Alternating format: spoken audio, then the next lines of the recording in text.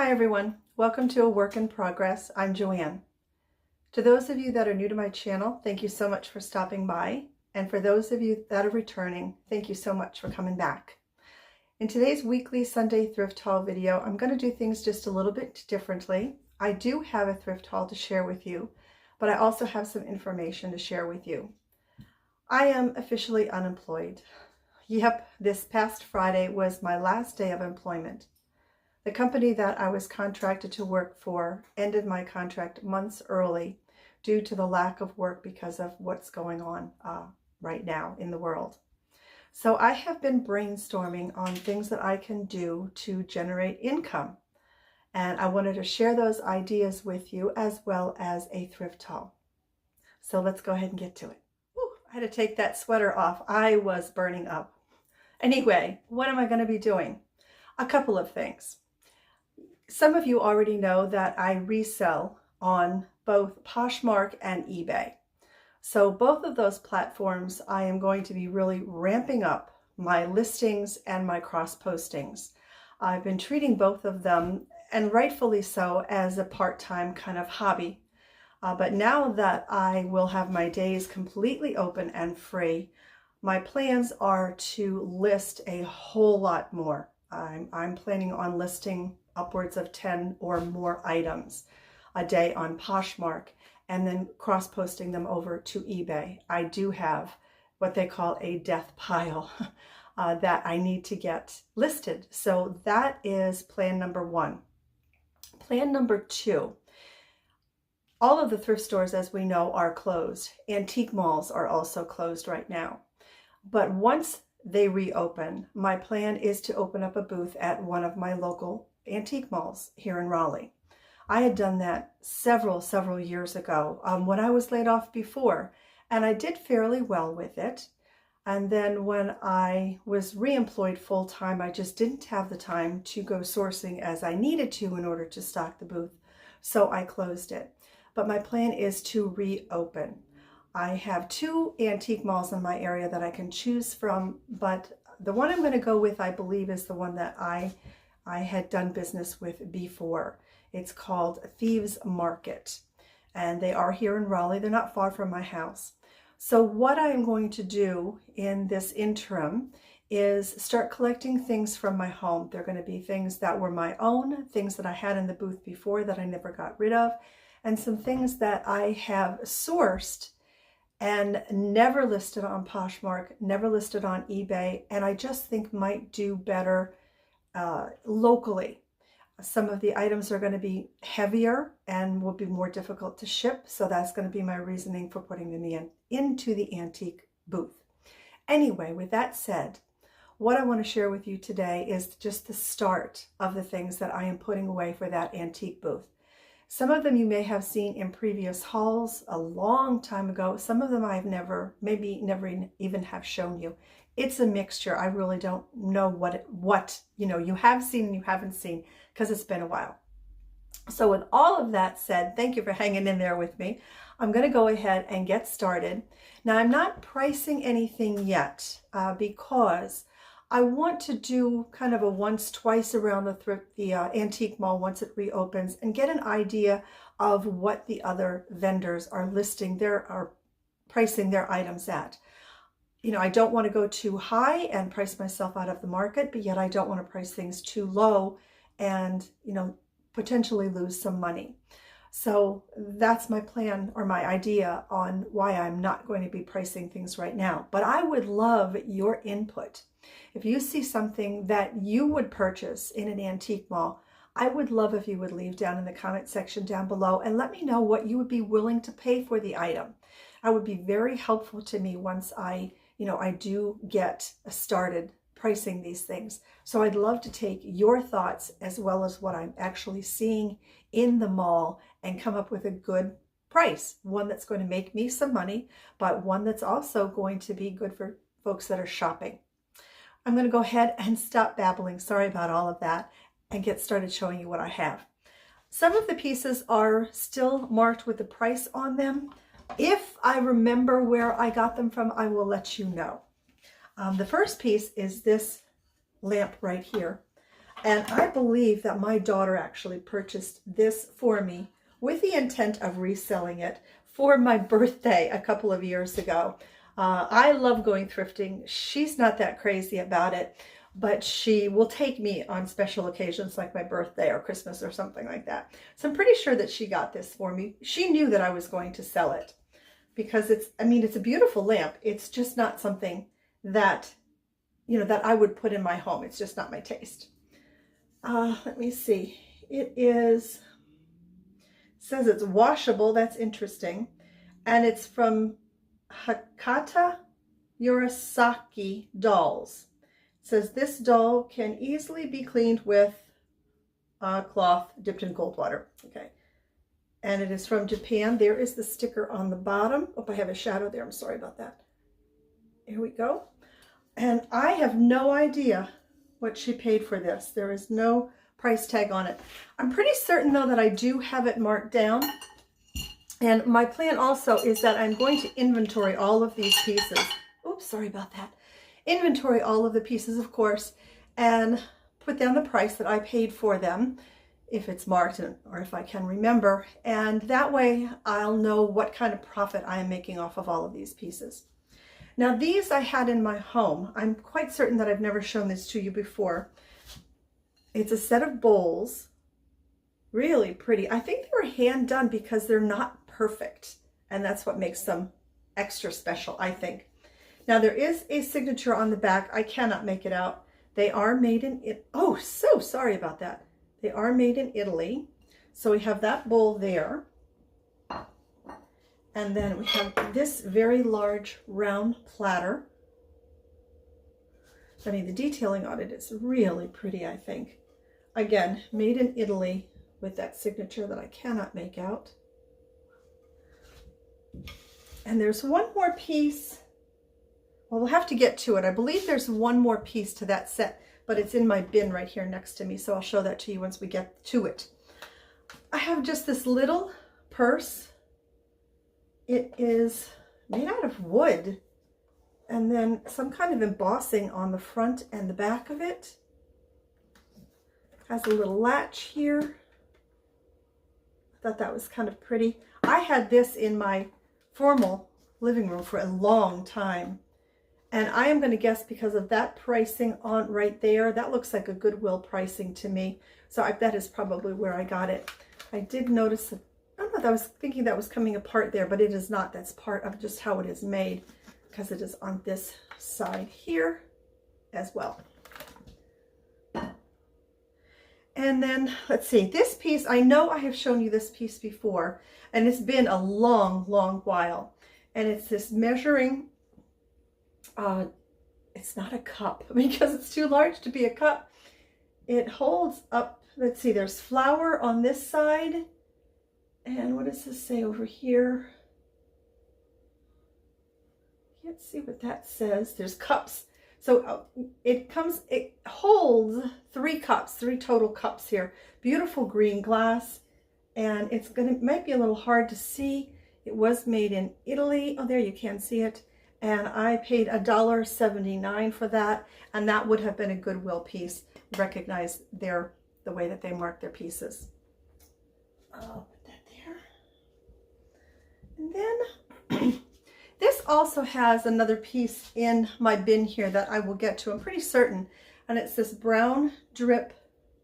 It's just a little bowl. Be great for salsa or something. Marked USA. I am not sure if this is a Hull piece or not, but since it's not marked, I wouldn't be comfortable saying that's what it is. I have no idea what I paid for this as I've taken the marker off of it. These pieces, I think I showed in a haul a long time ago. I think they're so cool. It's this Starburst, gotta move it back here, wall clock. So cool. I mean, screams Art Deco. Who is this made by? Come on, move here. Let's see. Oh, Sirocco, made in the United States. There you go. Let's see. Doesn't have the model number on or anything. but it was made in the USA. Oh, it does have a copyright date, but it's all in Roman numerals, and I don't know Roman numerals. And that's the back of it. And then it has these two really cool, whoops, candle holders that go with it. The candle holders were $1.98 a piece. And let me see if I still have the clock. This was $3.98, the clock. That was a really good price for those pieces, I thought. Oh, I got itchy nose. Why is it you get on camera and your nose all of a sudden starts itching? Oh, here's one that matches. Here's one of the pieces I was looking for. This piece right here matches this bowl. So you could put your salsa or your cheese in this, and then your chips or your crackers in this one. And this is $1.98. Now this does not say USA on the bottom, but I do believe they match. Yep, they match. So we have a set, that's set there. And here's the other piece that I was trying to find that matched these pieces right here. And it's this one here. Now I would say this is for like an olive or a relish tray, because it's a very long and narrow vessel. Again, made in Italy. This one does not have the signature on it. Doesn't matter because I couldn't make it out anyway. And what else do we have in here? Oh, this, whoops. This I thought was really pretty. I paid $3.50 for this piece. I'll try not to blind you. And it's all about children and how we bring them up. And if you do one thing, this is what happens. I'll just read a tiny bit of it to you. And this was done in 1988, I believe that is. If a child lives with criticism, he learns to condemn. If a child lives with hostility, he learns to fight. And it goes on. Now the good things. If a child lives with tolerance, he learns to be patient. If a child lives with encouragement, he learns confidence. So it goes from the bad things that you could raise your children with to the good things and how wonderful they can turn out. It's in perfect condition, even the frame. Put this down on the floor. Oh, there we go. Now this piece, I've had this in my bedroom for years. Okay. And I took it out a while ago because I just decided I just didn't want it in the room anymore. And I held on to it, and I'm glad that I did. And it's this phone. It's really cool. I'm going to leave the patina as it is. I'm not going to clean it up. I'll let the buyer decide whether or not they want to do that. And it is a working phone. Oh, it weighs a ton, let me tell you.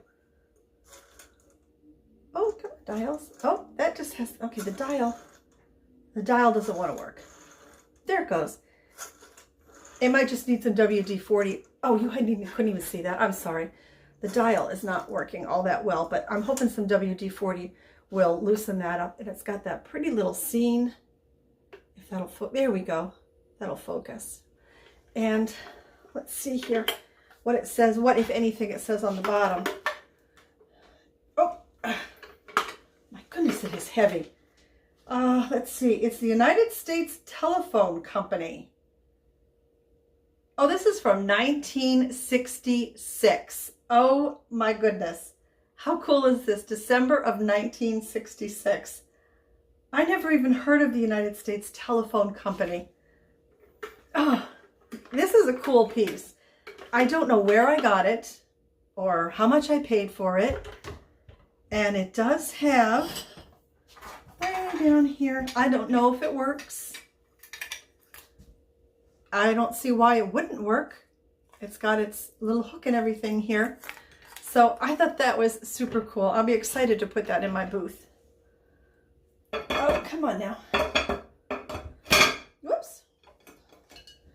And I just have a few more things to share with you. And one is this set of bowls.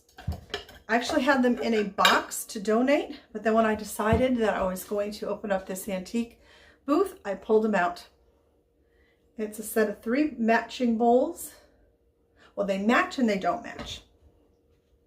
There we go. Oh wait, he's not supposed to be in there. I'm sorry. He is not in with this set. It's a set of 2. So there's the other one there. And they are stoneware. They're made in Portugal, I believe. Really hard to make that out.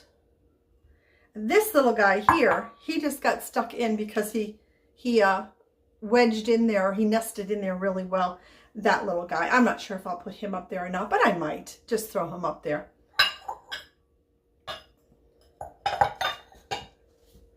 I have these 2 mugs, which I also had in a box to go to donate. You know, for any nautical lovers that might stop by my booth. These are from Tag 2001. So believe it or not, these are almost vintage. They're 1 year shy of being vintage. And this little guy, I had him sitting on my stove for the longest time, but I think he needs to find a new home. He's just for jelly or for jam. His little head comes off. He has his original spoon. Really clean piece.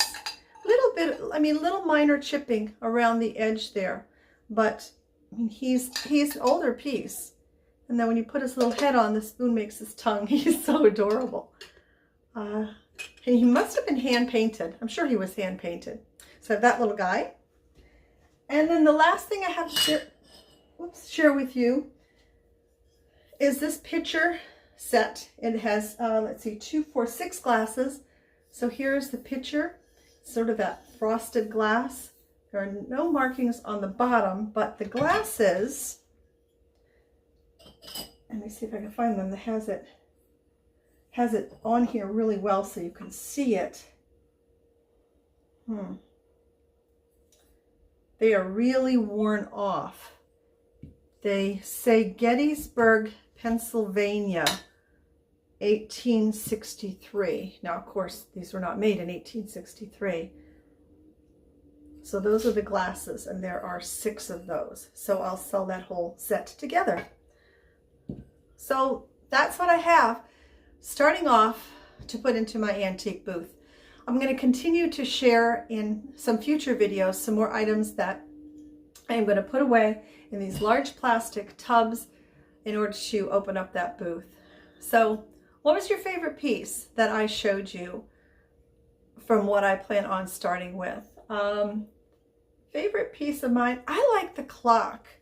I think this clock and the candle, whoop, I'm trying to pick this up again without knocking things over. There we go. I think the clock is super cool. I love Art Deco. I don't love it enough to do it in my home, but I do love Art Deco. So if you want to see more videos that are going to show you what it is I'm going to be putting into my antique booth, make sure that you are subscribed to my channel and make sure that you hit that notification bell and say that you want to be notified of all videos so that you don't miss my future antique booth stash. So that's it for now, everybody. As always, and especially nowadays, please take very, very good care of yourselves. Bye for now.